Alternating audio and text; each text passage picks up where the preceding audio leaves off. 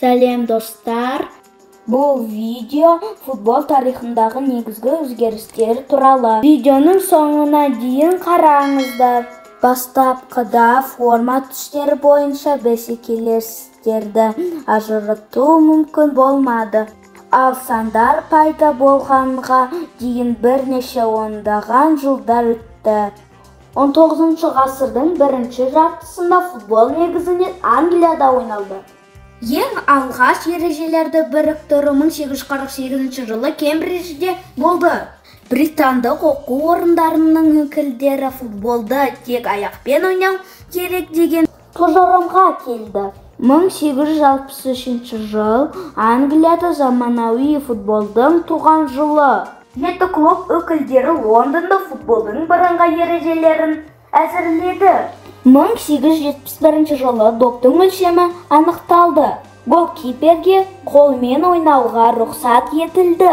1872 жылы бұрыштама добы енгізілді.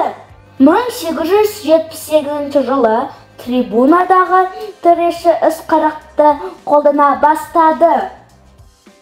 1881 жылы алғаш рет төреші футбол алаңына шықты. 1891 жылы төрешілер алаңға екі көмекшілермен шыға бастады. Қақпада тор пайда болды. 11 метрлік айып добы енгізілді.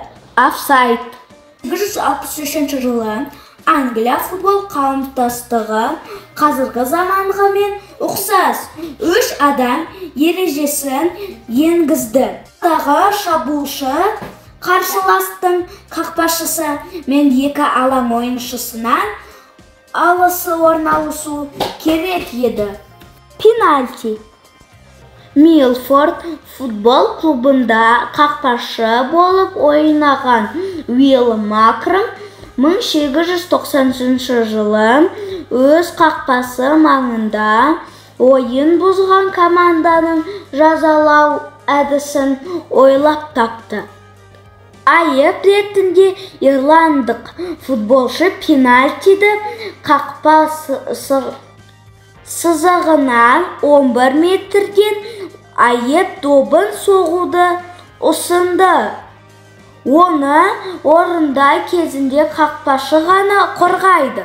Ол ережелеріне 1891 жылы енгізілді. Назарларыңызға рахмет. Лайк басып, комментарияңызды қалдырыңыздар.